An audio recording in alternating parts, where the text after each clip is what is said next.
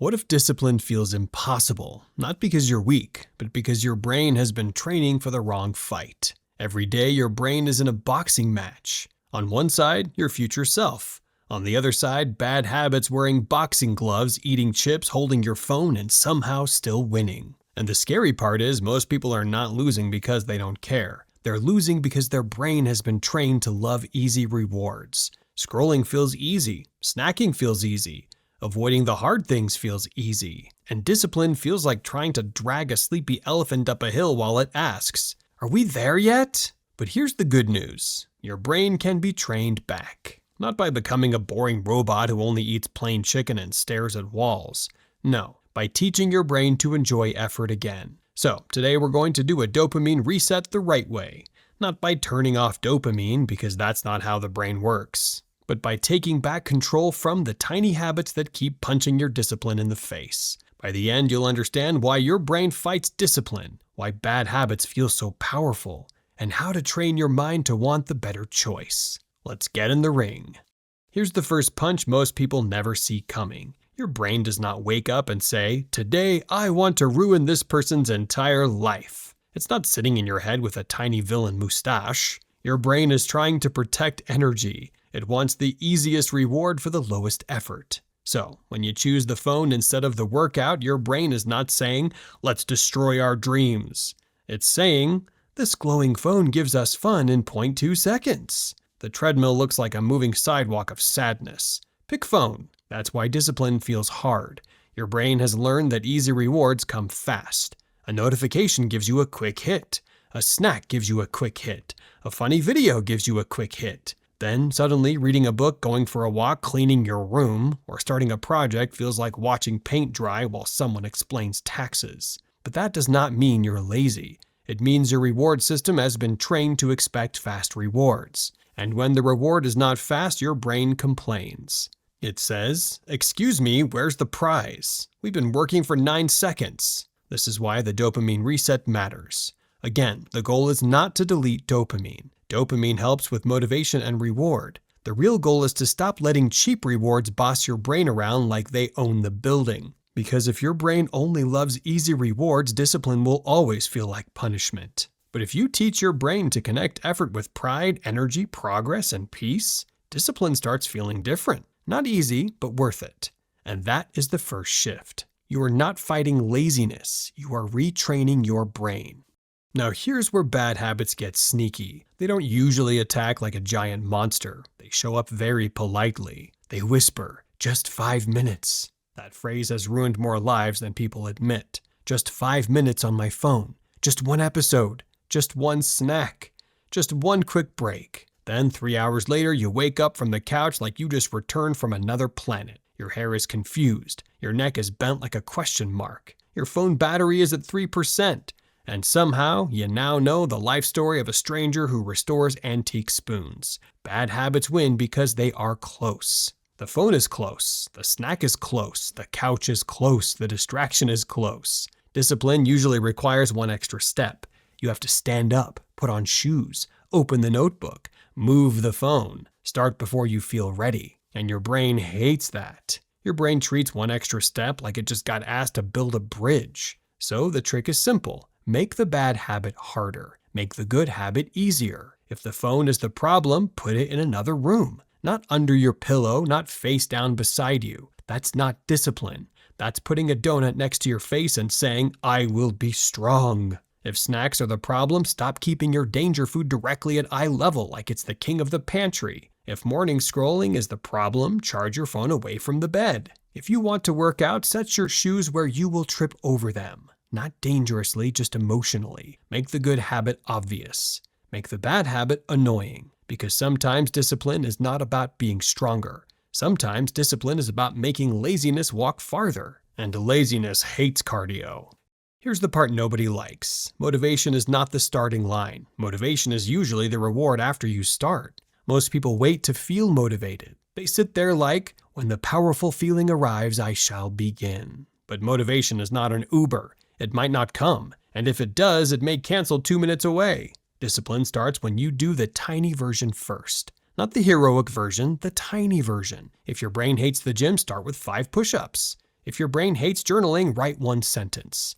If your brain hates cleaning, clean one corner. If your brain hates reading, read one page. This sounds too small, but that's why it works. Because your brain does not panic. If you say, we are changing our entire life today, your brain pulls the fire alarm. But if you say, we're only going to do this for 2 minutes, your brain says, fine, but I'm watching you. That tiny action is the first punch. It tells your brain we are not waiting for feelings anymore. And once you start, something changes. You get a little proof. You feel a little control. You get a tiny win, and your brain begins to connect effort with reward. That's the new training. Effort equals pride. Effort equals energy. Effort equals peace. Effort equals I kept my promise. This is how discipline starts to become something your brain respects. Not because it becomes easy, but because the reward becomes real. Now, imagine Sonny is in a boxing ring. He's tired. He's sweating. Bad Habits is standing across from him, smiling like it already won. And in Sonny's corner, there's a coach. That coach is your self-talk. And for a lot of people, that coach is terrible. It says things like, you always quit. You have no discipline. You're too far behind. You already messed up today, so why try? That's not a coach. That's a heckler with a clipboard. And when your thoughts talk to you like that, your brain believes it. Negative self-talk can make stress worse, lower your confidence, and make the hard thing feel even heavier. So the next part of the dopamine reset is not just changing what you do, it's changing what you say inside your head. You don't need fake positivity. Don't stand in the mirror saying, I am a perfect glowing champion of greatness, while your room looks like a laundry explosion. Your brain will say, interesting speech, but the socks disagree. Instead, use believable thoughts. Change, I have no discipline, to, I'm training discipline. Change, I always quit, to, I can restart faster this time. Change, this is too hard, to, this is the part where my brain learns. Change, I failed today, to, one bad round is not the whole fight. That last one matters. One bad choice does not make you a failure. One missed workout doesn't erase your future. One lazy day does not mean you're doomed. It just means you're human. Humans mess up. Humans get tired. Humans open the fridge 3 times hoping new food magically appears. But humans can also reset. So, when you catch a negative thought, don't wrestle it for 6 hours. Name it. Question it. Replace it with something more useful. That's not cheesy, that's mental training. Because your brain follows the story you repeat. If the story is, I'm lazy, your brain acts lazy. If the story is, I'm training, your brain starts looking for the next rep.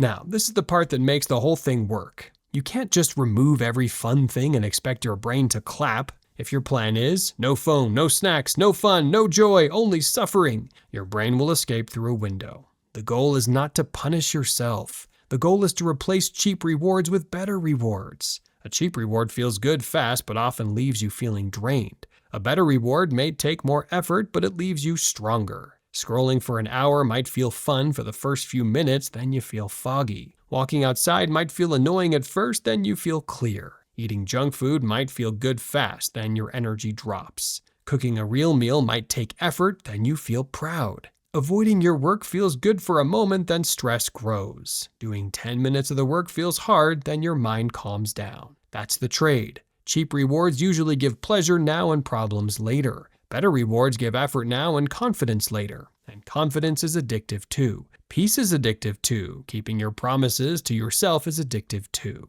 Your brain can learn to crave those, but it needs proof. So give it proof every day. Finish one small thing. Move your body for 10 minutes. Read 2 pages. Clean 1 area. Put the phone away for 1 hour. Drink water before the snack. Take 1 deep breath before reacting. These actions look small, but they are reps.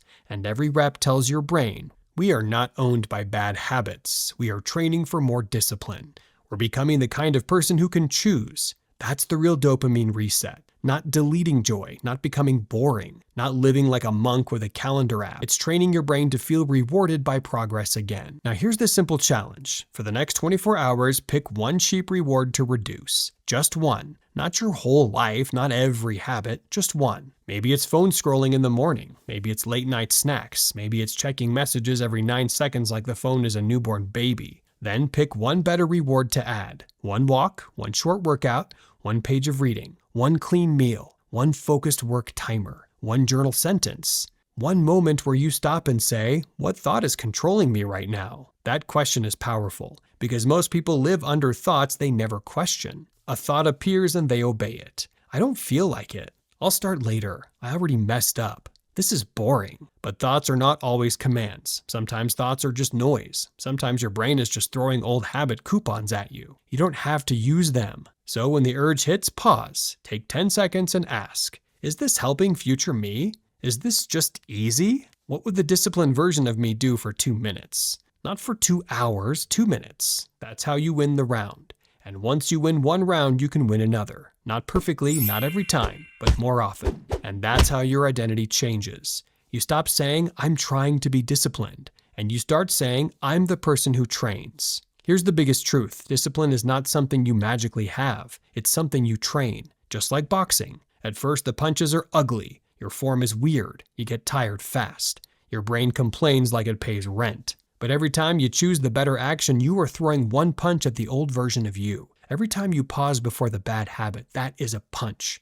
Every time you restart after messing up, that is a punch. Every time you talk to yourself with respect instead of shame, that's a punch. And one day, the habit that used to control you does not look so scary anymore. The phone is still there. The couch is still there. The snacks are still there. But now something stronger is there too. You. Trained, aware, still human, still tempted, but no longer knocked out by every easy reward. That's how you train your brain to love discipline, not by hating yourself into change, but by rewarding the part of you that keeps getting back up. Bad habits do not disappear overnight, but they do get weaker when you stop feeding them. So today, pick one round, one habit, one tiny win. Put the wraps on, step forward, and train.